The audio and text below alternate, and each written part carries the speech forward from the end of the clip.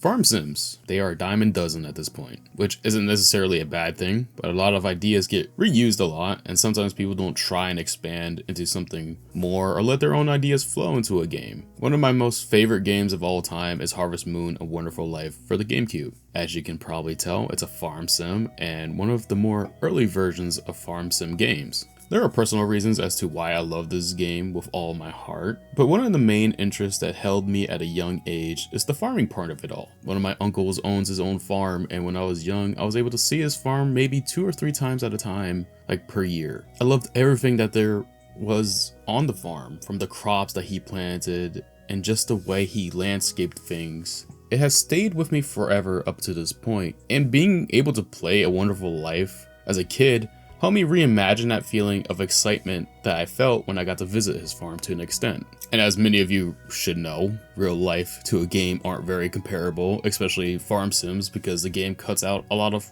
the chores and the heavy duty stuff that goes really into maintaining a farm in real life. But they do get the feeling of getting a schedule down or setting up that mindset: if I start doing X on such and such date, it will be done in time for me to start on X, and so on and so forth. It gives off that feeling that there's always something to do and work on, which I don't know personally because I never really have worked on my uncle's farm, but from how he describes things to this day, it's somewhat relatable. A Wonderful Life captured that young feeling I had that I'm still attached to this day, and I hope that when I can play the remake whenever I get a chance to, it hooks me right back into that feeling. Ever since A Wonderful Life, I've been looking for something kind of similar to capture that feeling. My taste in games has gone through a roller coaster of changes through my days. Young me played Wonderful Life, Mario, Pokemon games. Teenage me was all about the first-person shooters and sports games. Then, as I've become an adult, I'm trying to re-grasp that old feeling that I had and expand myself even further, while still trying to figure things out myself. But at the core, I was a person who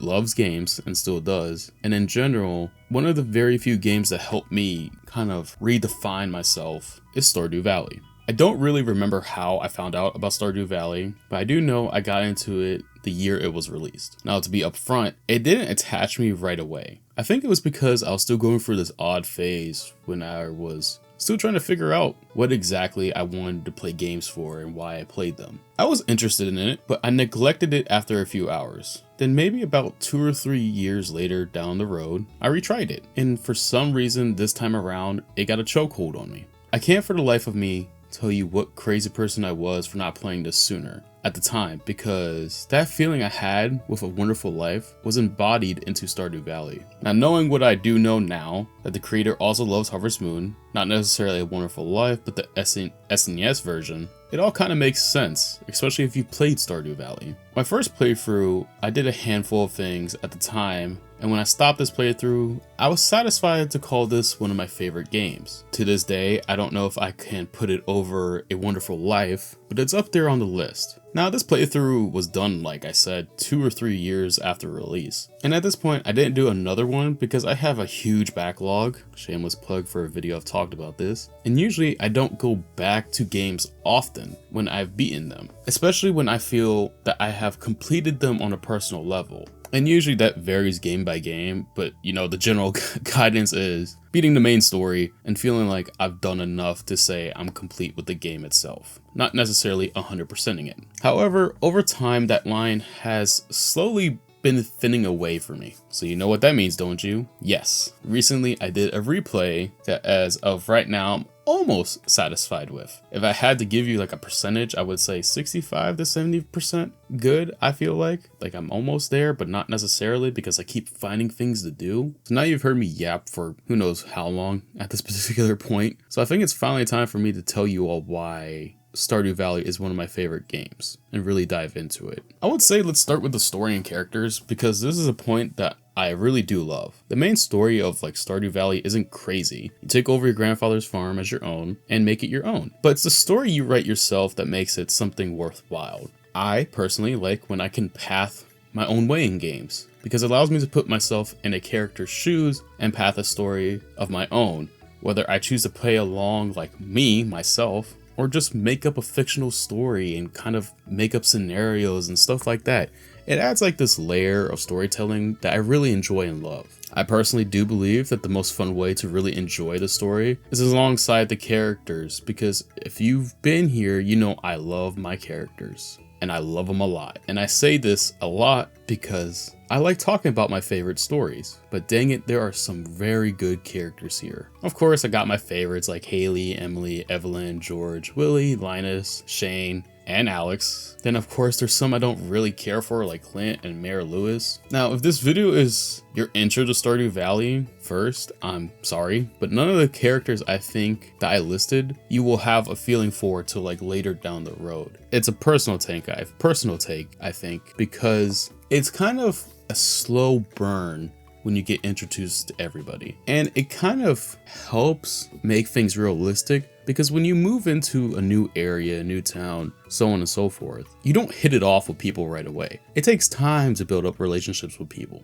And of course, it takes time until, people actually do feel comfortable around you. However, once that weird barrier has been broken, it kind of opens up the other part of Stardew Valley's game, in my opinion. Stardew Valley as a whole is a special game. However, the way the characters grow into the game, into the story that you make, is something that shouldn't be really overlooked. And I kind of believe other foundations of games should kind of take this concept when they develop their own farm sim games, and maybe even other games on the borderline like this. One of the more light-hearted ones is Haley, which she starts off by being standoffish and rude. She doesn't like the valley and dreams of living it all beyond. To go into the big city and live life as a city person is all that she wants to do. However, after her 6 heart event, she does almost an 180. She becomes more open-minded about staying in the Stardew Valley, but actively becomes more open to us, the character, and wants to know more about the farm, about the things around her, and actively becomes a better sister to Emily. This also ties into marriage, as yes, you can marry characters in this game. Not all of them, but a good handful. Even after marriage, the growth of the bachelors and bachelorettes is even more rewarding. In my latest playthrough, I married Haley, and her 14 heart event was what sold me as her being one of my favorites. Because you've seen her become an amazing person over time, and then to actively wanting to help the people in the village in any way, because this is now her forever home. I've said my fair share of Haley now, and she isn't the only one like this. There's a lot of other characters that have this really slow development, but it's so rewarding when you get the heart events each time you go up. You get to learn more about them, learn more about the valley itself, and kind of piece things together of how maybe some of these other characters are intertwined with one another. And I personally haven't completed everyone to the fullest, but for the ones I have completed, which is still a good handful, it's been nothing sort of great, even for the characters that I don't like.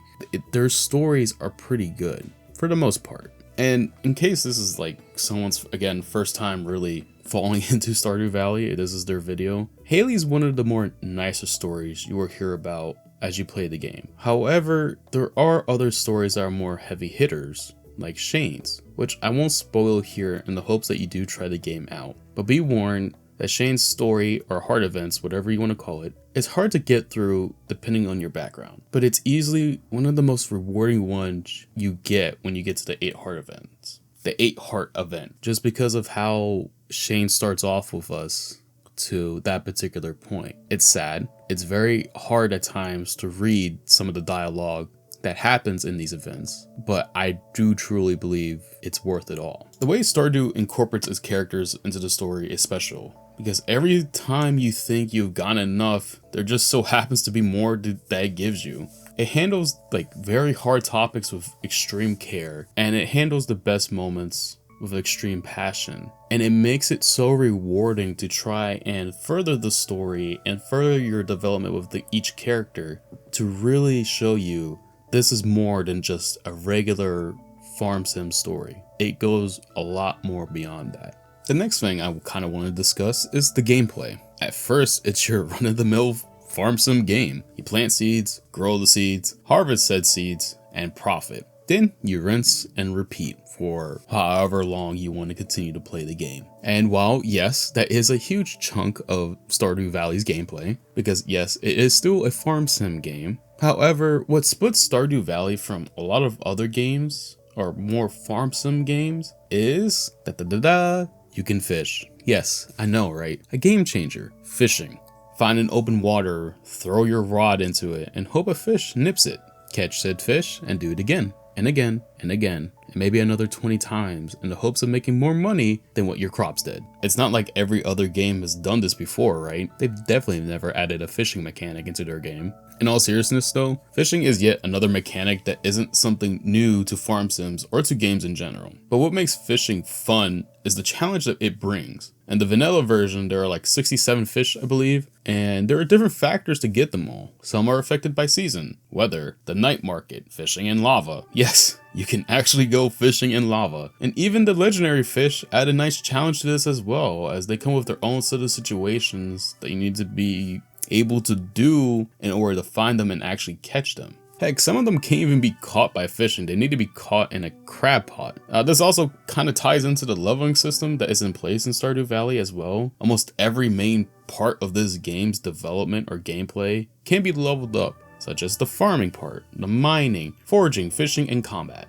If you want those high-end fish and you want to make more money from fishing, you need to level it up. It allows you to stay active and all these other aspects of the game, and it actively rewards you for participating in it. It actually has a very good reward system to go alongside with it. And then going back to like the whole farming part of this, because again, when people see farm sims, they really only think about doing crops the whole time. And while yes, most of your time is farming, there are things that make it more self-efficient. The more you level it up, so you can enjoy other aspects of this wonderful game. Even then, I personally like farming, so for me, I don't get too tired of it. I always allow myself to plan for next season, fix mistakes I learned, and look for other ways to improve my farm layout and stuff like that. It's a fun time. I enjoy the crop aspect of it. Then there's also the mining and combat, which, funny enough, I don't like too much at all. Even in my first go around, I didn't really care for it.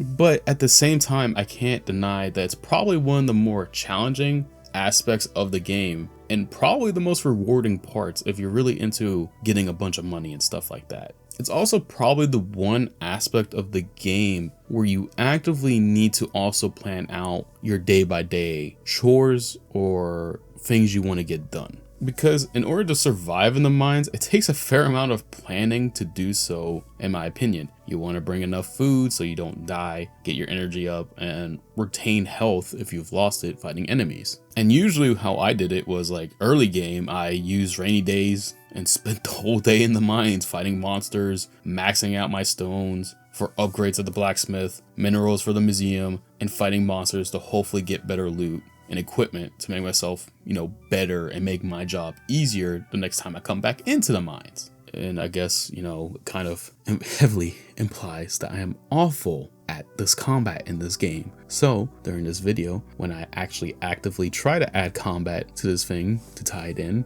you're going to see some awful gameplay. I hope you understand. And again, kind of like the farming and fishing, leveling these things up is very rewarding. However, upgrading your tools in the mine, because of the mines and ores that you need to collect in the mines, make it so much more better and rewarding. My job running the farm is made 10 times more easier when I have a gold water bucket, gold hoe, gold pickaxe, so on and so forth, than just having the regular basic one. And for me, I love the museum. I think like these types of games where you collect things, learn more about said items you collect throughout the game, make it kind of fun. It makes me want to go back and try to find every little thing I could add to the museum. Kind of like how Animal Crossing does it. However, I will be the first to admit, I personally like Animal Crossing's museum more. Hot take, maybe, I don't know. I just think it's more cool to see the things more active out there. But Stardew Valley still does a very great job. Don't get me wrong. Then let's go back to foraging and some of these other aspects of the game I haven't really been able to touch upon. Foraging is probably, it's down there as my least favorite. Combat and foraging is probably battling it for the last place for me. I really couldn't tell you who would win. It really depends on the day. However, foraging necessarily, out of all the other parts of the game you can level up, and I probably said this with each aspect of it, but foraging is easily the most rewarding of it. Not necessarily because of the level ups you get, it's because of the stuff you collect. Like you can make items to make your farm self-sufficient. with foraging as you level up, upgrading your house, buying barns, upgrading those barns to get other animals in the barns. The foraging aspect really is like the meat and bones of Stardew Valley. Like the farming is like your side piece, the mashed potatoes. The mining's probably like your broccoli, your carrots. Fishing's like the water, and so on and so forth. It's the basic level of what you do in the game, but it comes with so much more when you open it up. If it makes sense. I really don't know if that really does make much sense. I really did have a hard time trying to put that together. Now, also, as you can probably tell from the gameplay, I'm not the most imaginary person out there. I'm very basic. It's very minimal, kind of stupid looking. But one of my favorite aspects of Stardew Valley, unironically, doesn't really come from the game itself. It actually comes from a subreddit called it's called Farms of Stardew Valley, which I'm going to link below. It's a Reddit thread thing, I guess. And people showcase their amazing ideas of their layouts. They have, it honestly boggles my mind at times, especially with artists, that people are this imaginative out there. They have so many cool ideas in their brain and they just let it out. And it's kind of the case with the subreddit where people have the most insane, beautiful, worthwhile concepts that I could never imagine in my own life or think of doing, but they've done it, and they've done an absolutely amazing job of doing so. And it really makes me think, man, there are some amazingly talented people out there in this world that we don't get to see every day today, but you can see their works and see how hard they try, and it really makes me want to try to better myself. Another kind of aspect of Stardew Valley that I really loved was actually rebuilding the community center, which I believe is one of the most funnest and most annoying things in the game, which might boggle people's mind with that, but if you actually played Stardew Valley, you might feel the same way. Or maybe it's just me because I'm an idiot and a moron. And yes, at times it is challenging and annoying, but it's so fun to unlock the other parts of the game like Ginger Island, the desert, which already takes, like, Stardew Valley already is a huge game in itself, just from the valley itself. But you add in these other parts that you can unlock, and it just boggles my mind. It really does boggle my mind that the challenges that they put in this game really are super rewarding and are worthwhile investing into. And what makes doing all these activities so much more fun and wonderful, in my opinion, is the soundtrack. I love that every season has its own theme to it. I love it. I love it. I love it. I love the sound of the rainy days and hearing frogs, creatures, and everything else that you can just hear that's kind of like out there in the woods. I love that feeling. I love how you can hear your animals walk around the grass. I love how your footprints walk in mud. It's just so good. The soundtrack and the sound design of the game is just wonderful. Now, I was gonna save this to the end, but after revising this script, I think it's better fitted here. A lot of what I said and a few things that I didn't like isn't at all possible without Concerned Ape, which, in case you don't know, is the developer of Stardew Valley. Games now, they have DLC left and right, and even though I've been very open about my thoughts on DLC as a whole, and even in more recent times have kind of changed my feelings on it, I don't want to undermine the hard work Concerned Ape has done to this game. A lot of things I have talked about in the gameplay aspect wasn't here on day one. Concerned Ape added it over time, and for free. Yes, free. And to this day, and as of right now, Stardew Valley still gets free updates. Of course, most of the time now it's to fix bugs and glitches, but everyone should go and look at 1.0 and look at how it is. As of right now, as this is recording, at 1.6.15.1. It's night and day to what the game used to be when it first came out. Concerned Ape won my heart by making me feel this Harvest Moon feeling that I've been searching for so long. And actively seeing the game progress to where it is today is just, it's wonderful. I can't really explain it. It's just a wonderful thing to see. I love that this was his project that he seemed to love working on and put so much passion into it. I would have gladly probably paid for these updates if I had to, because the content that's held within these aspects of the game are out of this world and filled with so much love and passion within them. There are so many secrets throughout the Stardew Valley that you need to actively search for through puzzles that unlock crazy and weird items. Everything has so much care and love put into the game, and the fact that he just wants people to enjoy the game in itself speaks a lot to what type of person he is. And why I'm looking forward to the next project whenever it may come out. I just hope I'm alive to see it. And also, in case this does come up, I haven't messed around with mods for Stardew Valley, but I plan to do expanded someday. And the fact that a mod like that is out there for, again, free and seems to make the base game better and expanded really blows my mind away. Like how again, it goes back to the one point I made earlier. There's so many talented people out there that you don't get to interact with day in and day out, but when they post projects or artworks and stuff like they do, it just really impresses me that we are surrounded by talented people through and through, and I love seeing people put out so much hard work day in and day out. I really love Stardew Valley. I love it all. Even the stuff that I don't really care for, at the end of the day, it doesn't hurt me. I still enjoy it. I love the possibilities this game creates.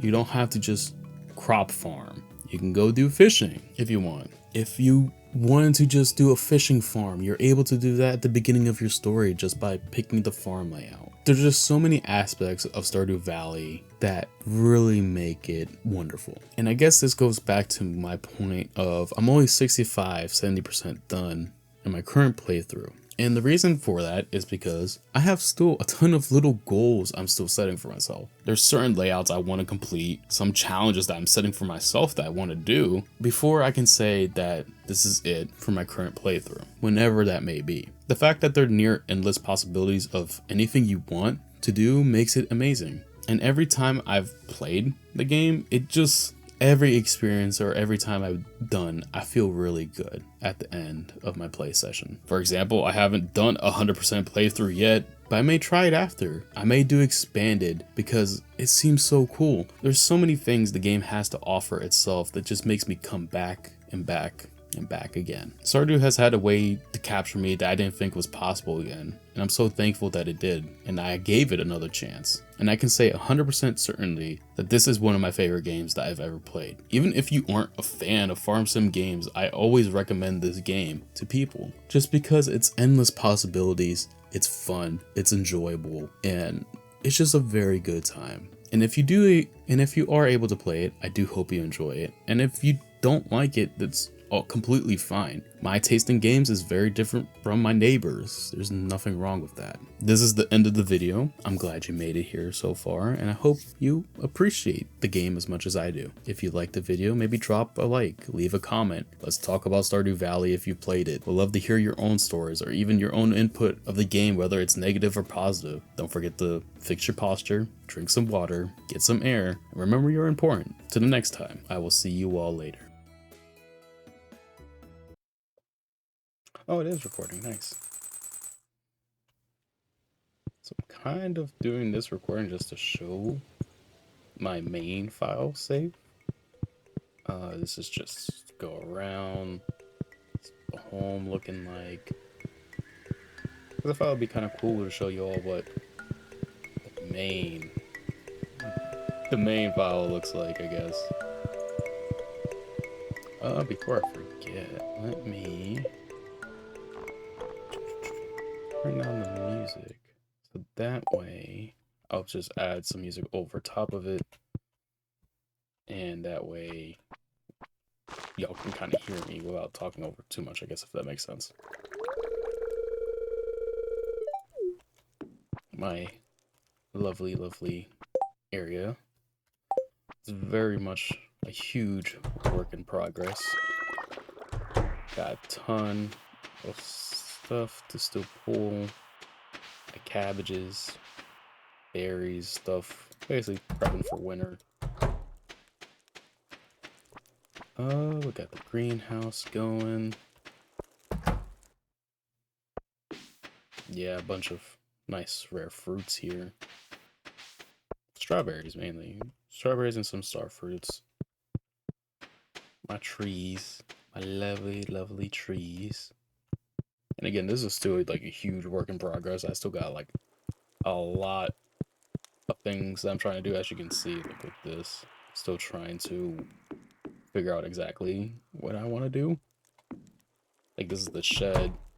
I kind of wanted to make it like an area to, I don't know, just make it look nice, I guess. This is the fun stuff. Well, broken fence, gotta fix that. More broken fence. Jeez, I gotta go fix these. Basically, my lovely animals. My lovely, lovely cutie patooties.